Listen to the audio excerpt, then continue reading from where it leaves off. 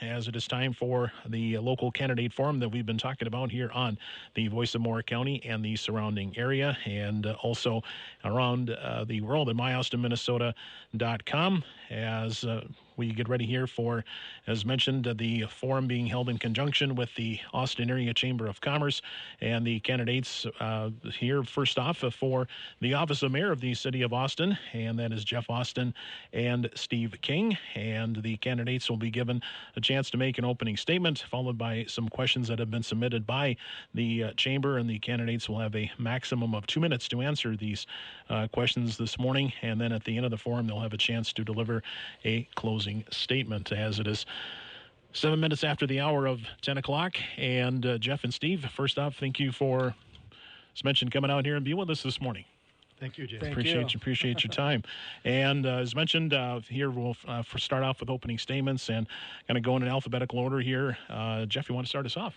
Sure. Well, first of all, thank the Chamber and KUS for hosting this forum.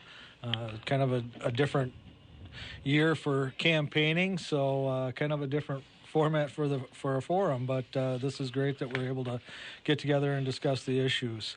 A little bit about myself. I'm a lifelong resident of Austin. Been on the council now for 14 years. Served the first 12 years covering the first ward, and the last 2 as the at-large member.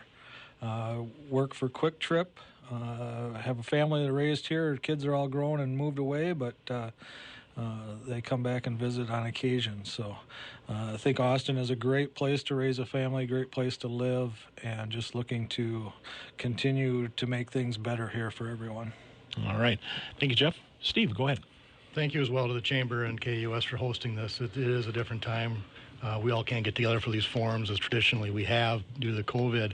My name is Steve King, and I'm an Austin native. I graduated from Pacelli High School and went over to St. Mary's College for complete my degree. And after I left high school, I didn't return to Austin formally for 20 years. I was 4 years in college and then 16 years in Minneapolis area. And I came back to Austin, my hometown, 15 years ago. I think what I brought with me is perspective from living in other communities. I think that's benefited. Certainly, I think it benefits the city of Austin to see how things, my experiences went through other communities. But I am, in my 15 years working actually 17 years working in the Department of Corrections in Minneapolis, I was always looking for an opportunity to come back to Austin during that whole time.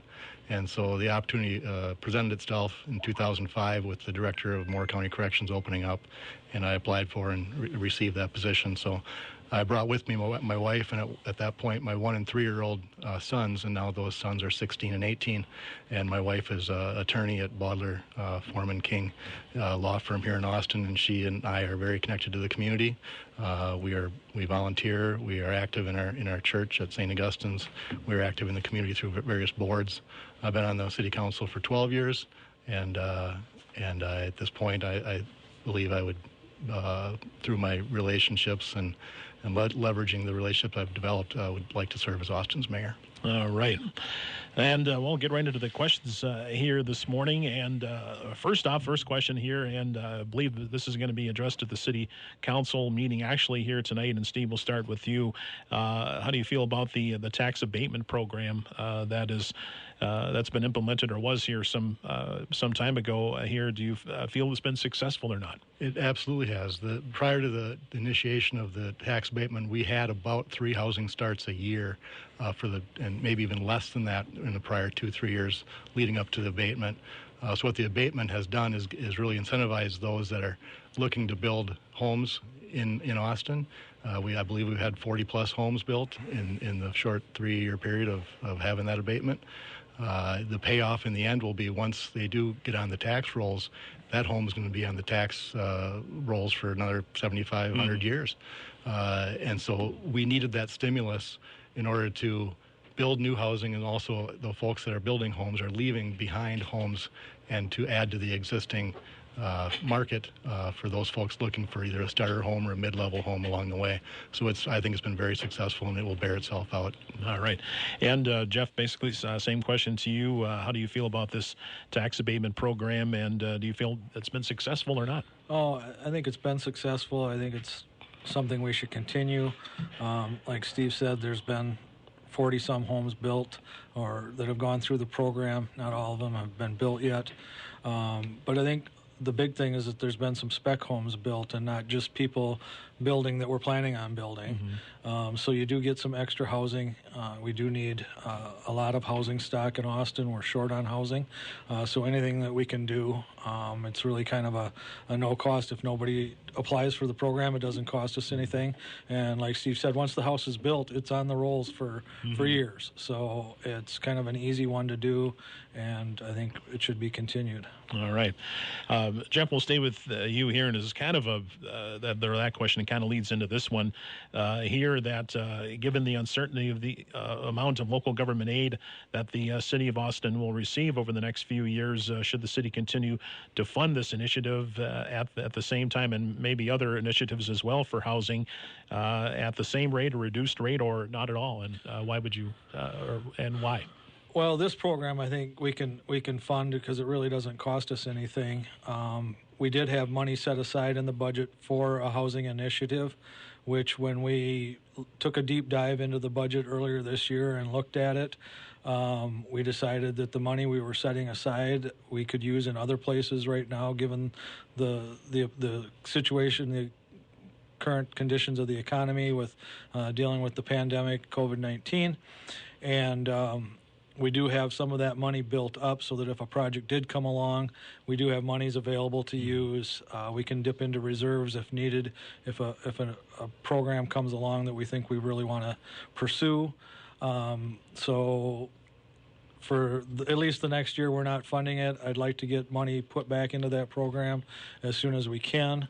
But we'll just have to wait and see how the economy recovers, how the budget recovers, what we get with LGA. I mean, that's still an unknown right now. We might not know about that for a couple months yet, how our LGA is going to be affected. So. Yeah. All right. And Steve, I guess same question to you. Given the uncertainty of the amount of local government aid the city could be receiving over these next few years, should the city continue to fund the initiative we were talking about at the same rate, or others, I guess, as well, and at the same rate or reduced rate, or not at all, and why? Jason, the city of Austin updated our housing initiative or housing survey about a year and a half ago, 2 years ago, and it certainly highlighted that we are in need of all levels of housing, from affordable, mid-level, and even some higher-level homes and housing to be developed. I think taking what we had in place, about $200,000 a year, putting it towards some housing initiatives and to create more of that housing, now is the time certainly not to stop. But as you look at what's going on, we really do have to take a step back.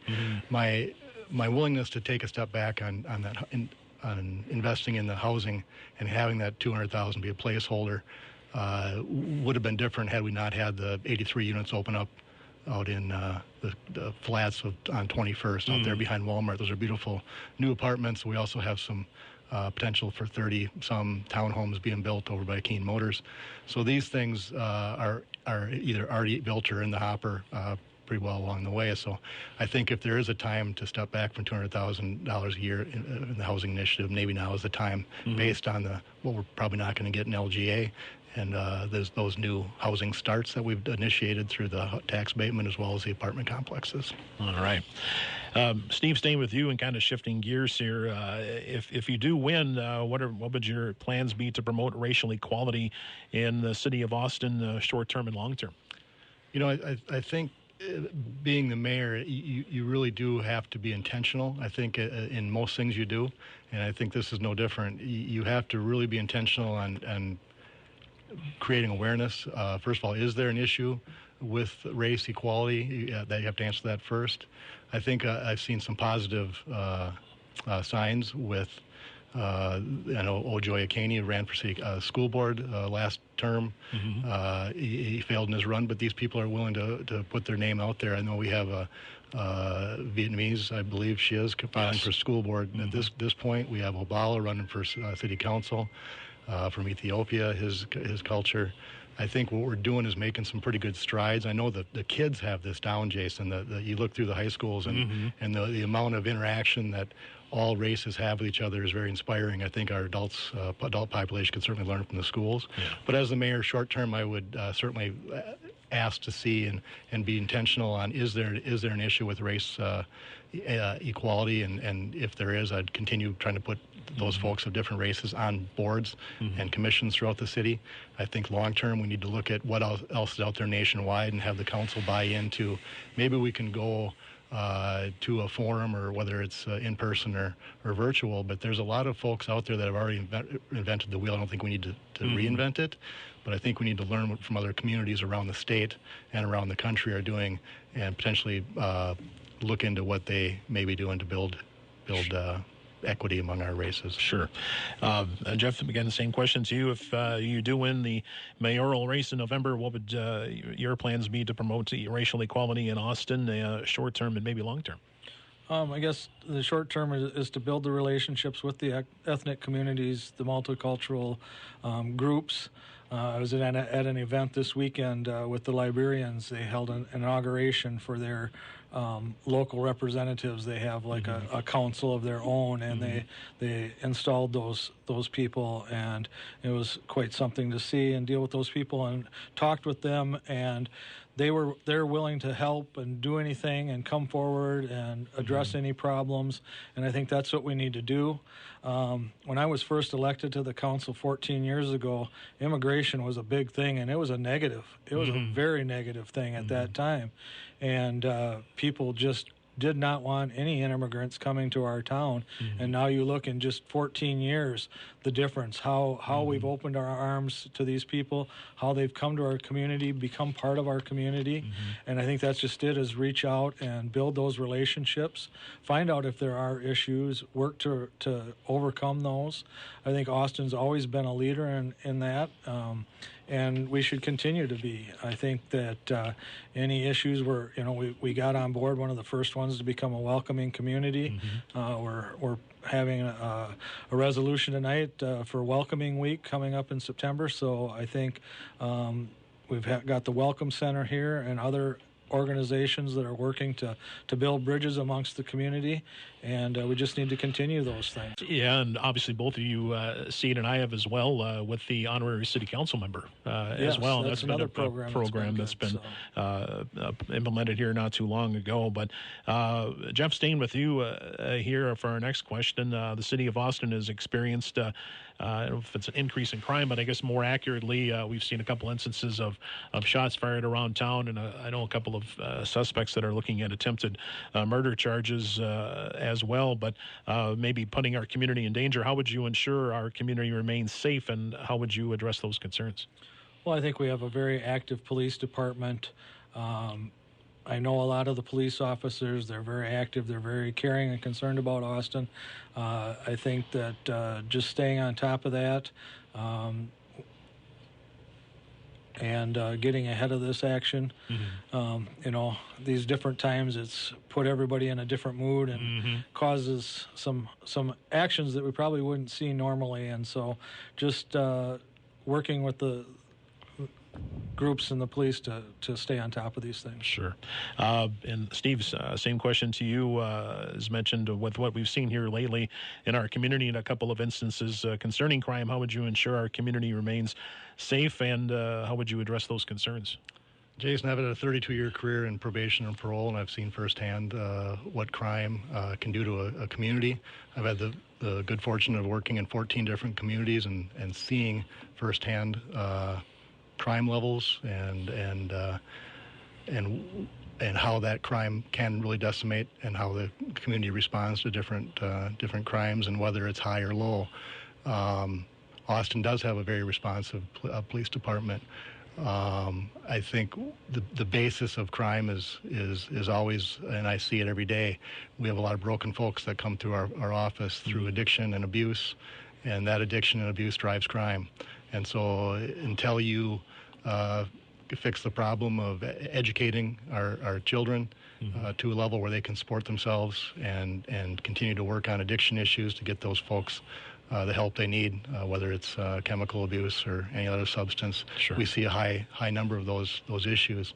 So law enforcement is certainly up against it, but we have an excellent police department and sheriff's department in the county, and we are very responsive in law enforcement. Those shots fired are happening in every community, I assure you. It's not just some anomaly in Austin. The detectives are working hard to solve these crimes, and very rarely does a crime go unsolved on these shots fired. So I encourage everybody to be hopeful and really work on the core issues, which is addiction and abuse and poverty issues. Sure. Staying with you here, Steve, for our next question. There are neighborhoods and individual houses in Austin lacking the proper upkeep and maintenance, and it affects not only the homeowner but poorly on neighbors and the value of the area. And some examples, lack of mowed yards, screen windows missing or torn, things of that sort, broken down vehicles. How would you address these issues to maintain our community, and how will ordinances be enforced? The dilapidated housing and the vehicles parked on lawns is a significant issue for me, Jason. It just grates me. I certainly value the property I own, and I want to keep it up best I can for everybody, not just myself. And when you drive through neighborhoods and you see some dilapidated housing or some junk piled up along the home, it does grate on you. The city of Austin and the residents of Austin need to understand that it's our remedy for these is very complaint driven by the citizens. We don't have an inspector driving around looking for dilapidated property. We do rely upon the citizens to report long grass, weeds, whatever it might be, or junk cars or junk property. It's a complex problem. And I know that some of this issue is property owned by homeowners, some of it's rental. I think our rental ordinance has certainly taken a little chunk out of that and assured the folks that they will have yearly inspections on these rental homes, and I think that's a start.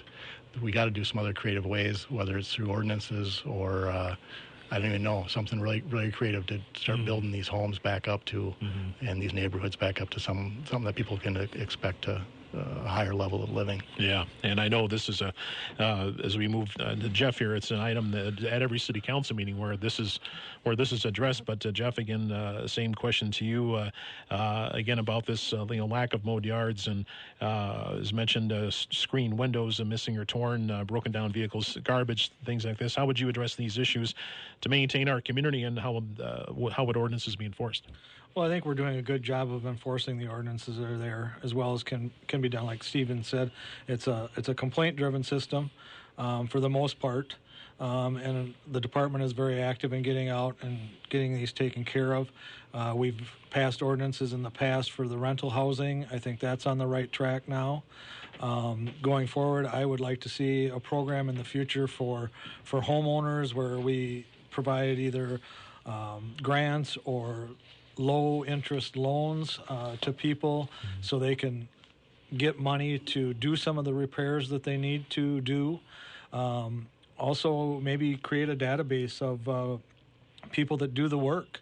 A lot of times, you want to fix up your house, you want to get it painted or do some work, and you just don't know who to contact.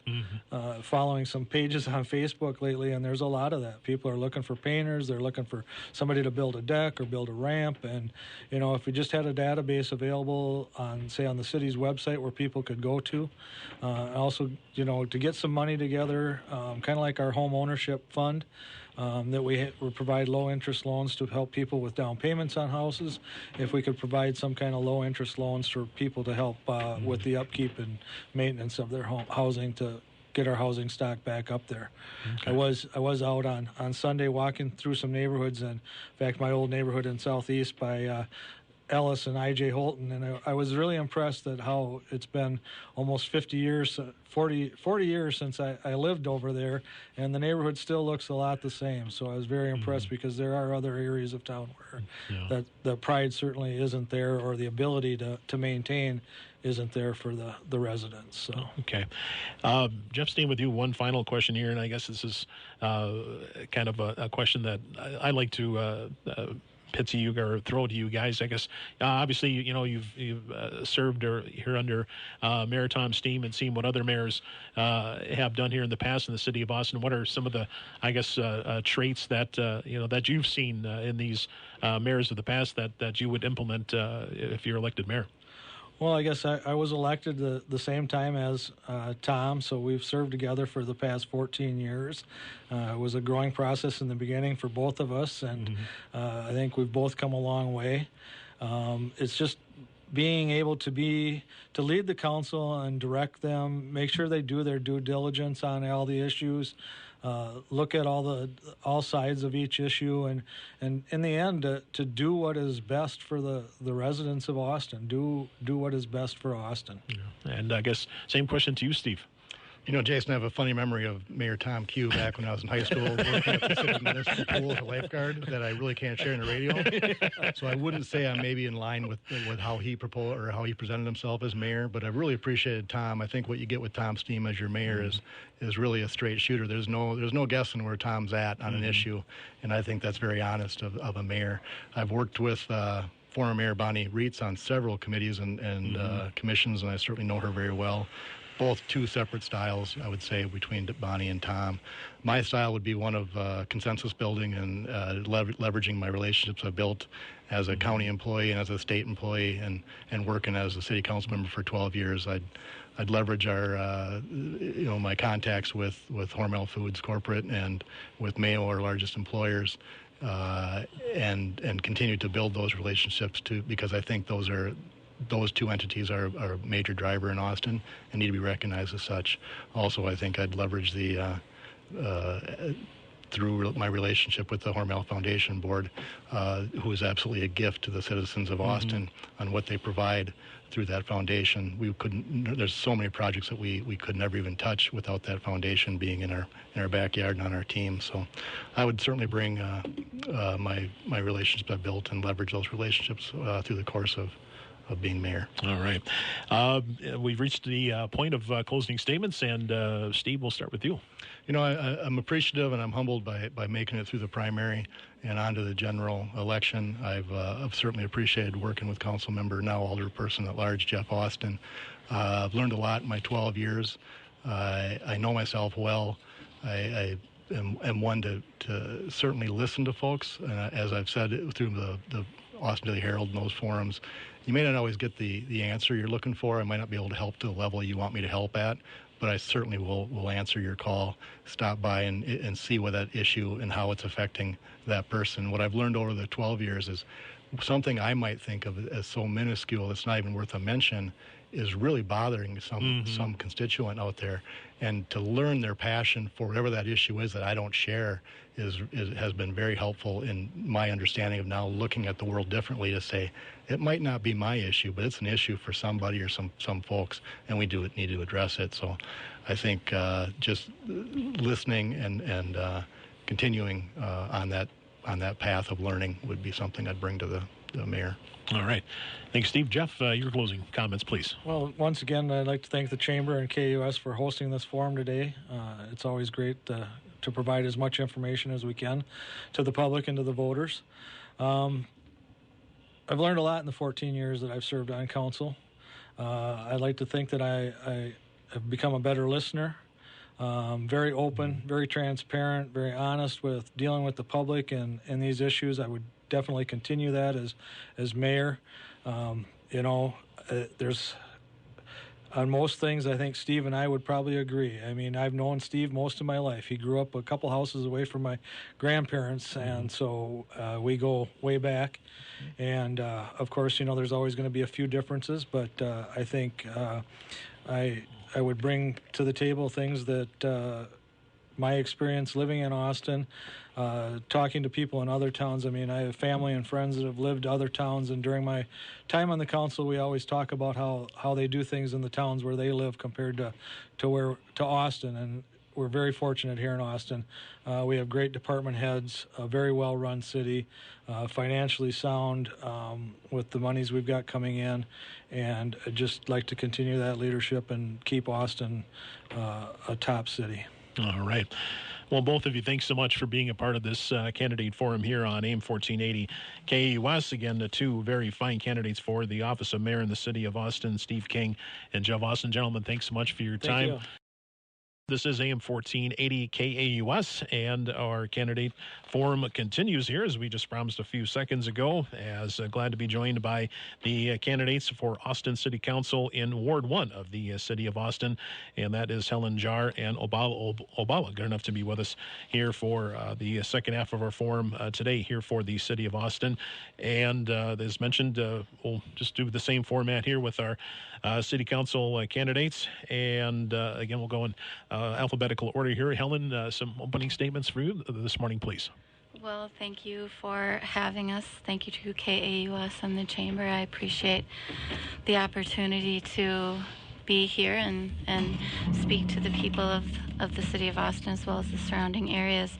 I am a lifelong resident of Austin. I've raised a family here. I was married here, and I received a bachelor's degree in Wisconsin and a master's degree at the University of Minnesota, Mankato. I have a vested interest in the prosperity of our city and its community members, and I hope to improve the quality of life in Austin by encouraging community collaboration, inclusiveness, the protection of our natural resources. I've been on the Park and Recreation Board since 2015, so I do realize the value of our natural resources, and I hope to help to continue to make Austin a safe and attractive place to live and raise a family. All right. Well, Helen, thanks for that, and we'll move over to Oballa. Your opening statement, sir, please. Thank you so much, KUS and Chamber of Commerce. My name is Oballa, and I think I'm the only candidate with the first and last name here in the city of Austin. So for the listener out there, I just want to thank all of you and giving us this opportunity to be here today. I was born in Ethiopia, grew up in a refugee camp. I escaped my country because of a war. And I finally found a place to call home for seeing my childhood. I've been running for a safe place, but I moved to the United States 6 years ago, and I live in different 3 cities, Maryland and then South Dakota. But I finally settled in Austin in 2015, and there's no other place I can call home apart from Austin. Austin has done so much for my mom, my sister, and also myself. I'm a new father, and I would like to raise my kid here. I've been telling my fiance there's no any other city across Minnesota that I can choose to call home. I travel to more than 30 cities throughout my education. So I would like to bring a fresh voice to Austin City Council. For the last 2 years, I've been attending City Council. I've been involved in the community, connecting young and elderly. I've been involved in the student government. I serve as a student president statewide, advocating for community college. I just want to bring the unique skill that I learned throughout my study, and I'm so thankful to be here today. All right. Well, thank you both for those opening statements, and we'll stay with you, Oballa. What are some of the key issues that you think the council should focus on going forward if you're elected in November? That's a really good question. Austin needs to continue on working on housing and also quality of life and welcoming diversity to support our economy development. I think our current city council has really done amazing work in making sure we have attractive city, and but the main issue that I would like the city council to focus on is getting more housing in town, because we have most of our residents here who see shortage of housing in Austin, and then the quality of life we have. We need to continue attracting other local business to move to Austin here, and also a good paying job for our citizens here. Mm-hmm. All right. Thank you, Oballa. And same question to you, Helen. What are some of the key issues that you've seen that you think the council should focus on going forward if you're elected in November? Well, I think the City Council should continue to try to deliver services with the least amount of cost. I mean, ideally, we would like to increase funding to do so and increase our tax base. I think they need to continue to prioritize projects and needs and grow strategic partnerships in order to obtain funding to continue these initiatives. Okay. All right. We'll stay with you, Helen, for our next question here. What are some existing city economic, or what existing, I should say, city economic development would you like to see improve in the next year, again, if you're elected? You know, I have to say housing. I think it's the Sure. topic of the day. I mean, it's Yeah. been proven that there's definitely a need. We have a changing demographic, you know, with our elderly and people who need housing. I think the tax abatement project, seeing the extension of that until December 31, 2022, is going to be a big help for multi and single family housing. I know that housing is an indication of prosperity, and I think that employment characteristics and good paying jobs and housing go hand in hand. So I'd really like to see the housing Sure. improve. Okay. And Oballa, same question to you. What existing city economic development would you like to see improve in the next year? I think the city of Austin has done a pretty good job so far, and I would like to. We know that our mill and QPP and also Mayo Clinic is the most employers in our area here. I think what we see now, the work that our mill is delivering is amazing, and I think if we continue to have those services around here and attract more, workers move to Austin, I think that will be a great thing for the city. And also, I think going back to building more housing in Austin, because some people, they work at our mill and then they have to drive like 30 miles, like Rochester, buying houses there. I think building housing for a family, I think that would be a great thing for our city, because we want to keep the dollar in Austin here, and people live here, because it will be sad for me to see an Austin employee live in a different city and also, working here. We want to keep them closer and invest their money in our town here. Sure. All right. Staying with you, Oballa, in our next question here, the mayoral candidates were talking about this a little bit earlier, that given that local government aid funding to the city might be reduced here in the future, that could mean a rise in taxes. How would you plan to work with this, or work the city budget to help keep taxes down if you're elected?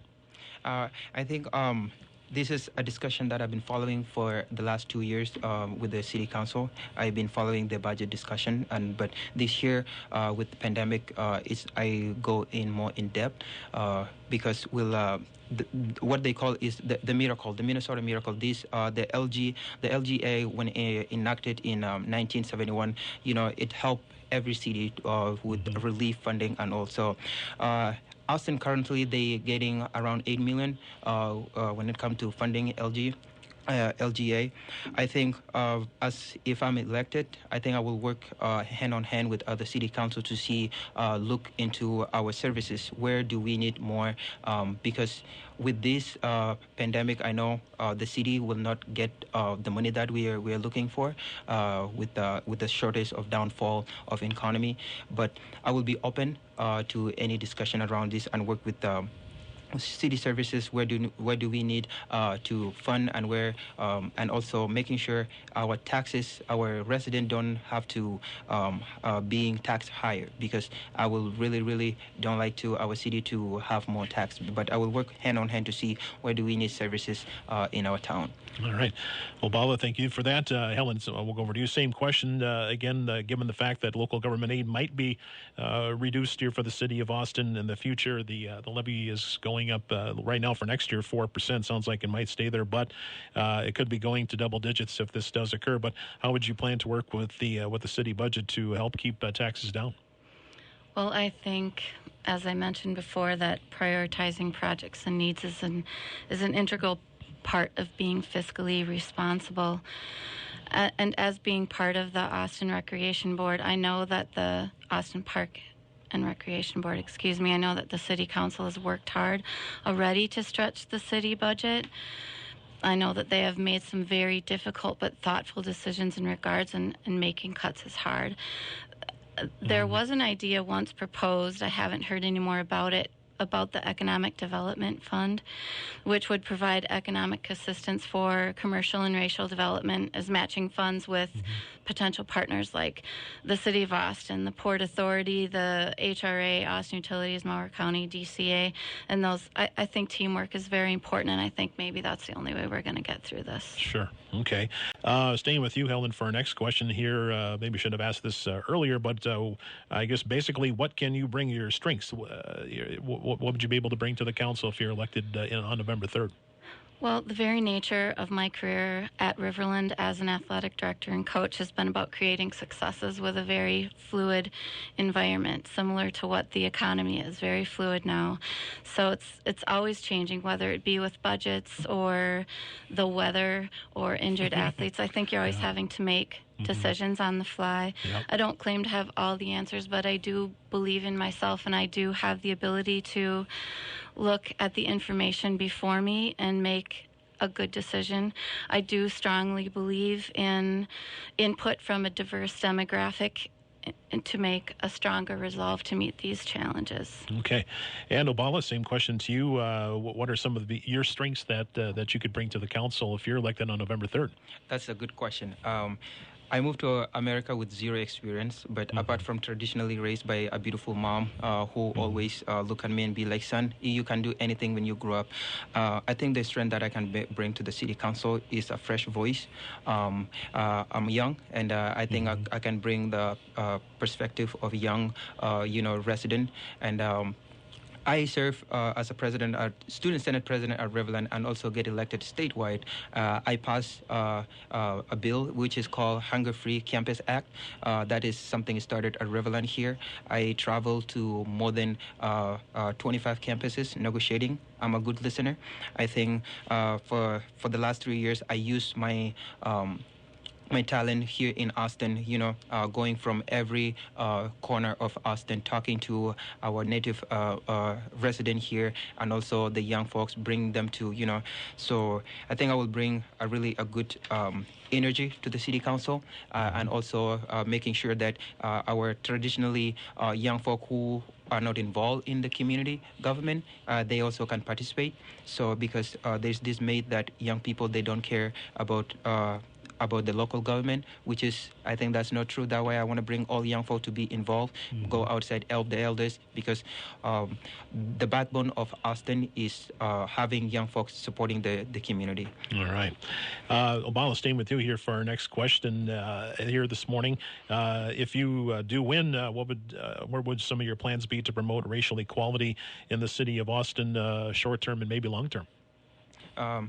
I think promoting racial equality is everyone's responsibility, especially in a town like this.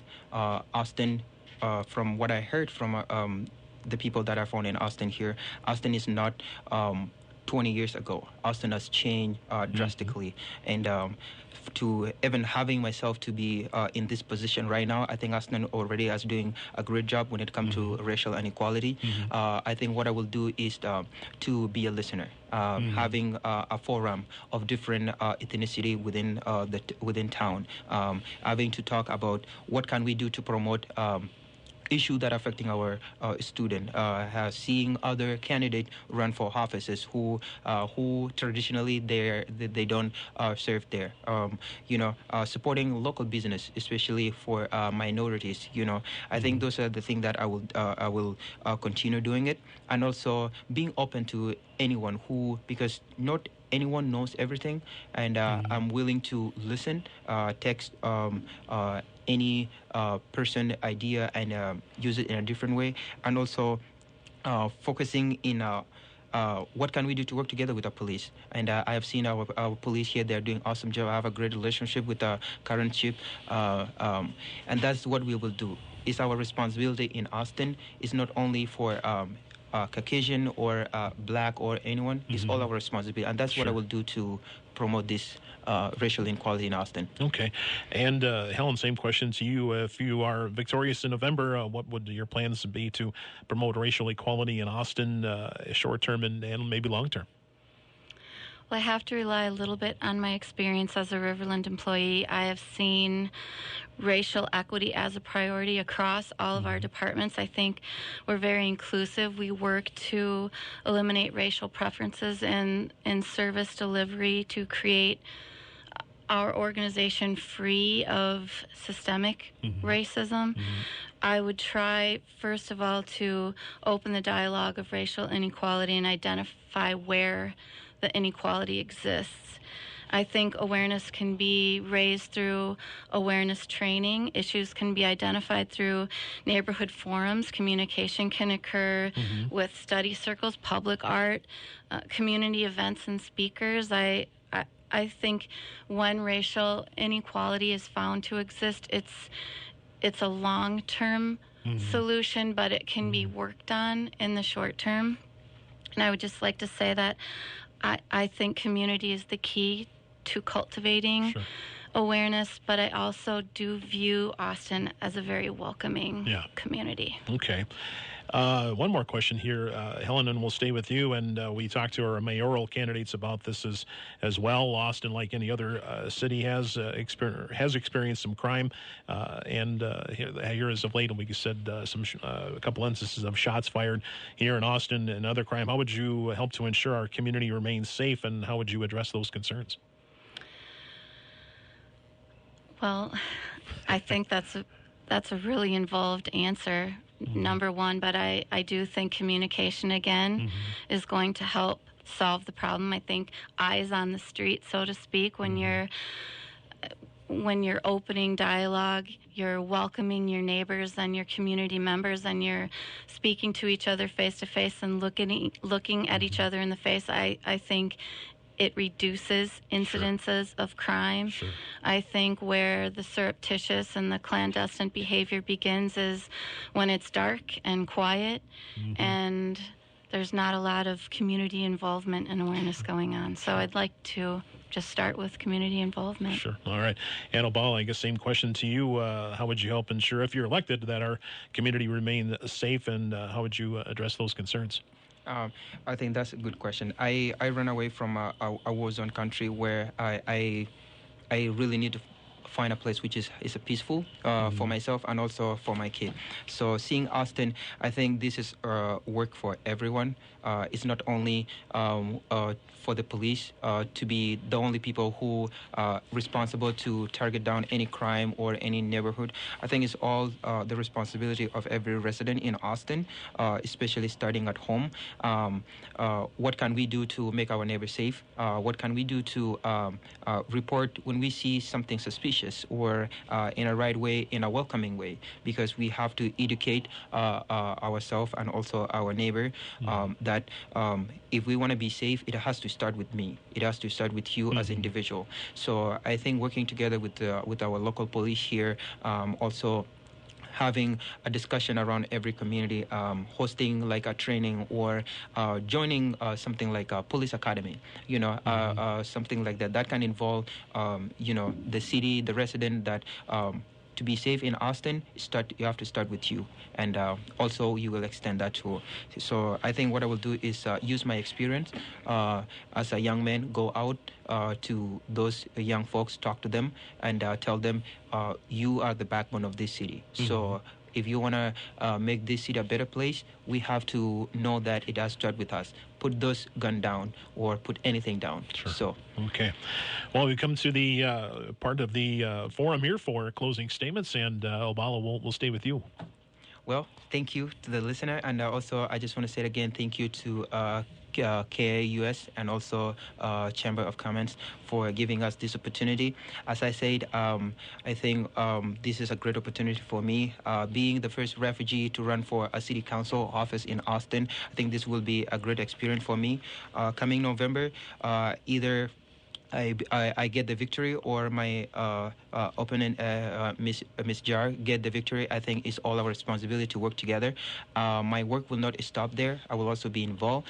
But for myself, I'd like you to vote for me to bring in the skill that I learned here to make this place, Austin, a better place for everyone, and make sure that this city is all belong to us. I cannot call any other city that Oballa is for any other city. I am from Austin, even though I live here 6 years. This is my home, and I want my daughter to feel this is her home too. Vote for me. If you can forget everything I said, I think my name is Oballa on the city council, so don't forget that. All right, Oballa. Helen, your closing statements, please. Well, I'm happy to be here. I'm very thankful and thankful for this forum. I would just like to say that innovation does not always mean something new, but it means making what you have better and affordable. And as your city council member, if you elect me, I will work for you to help Austin become a more welcoming and innovative community.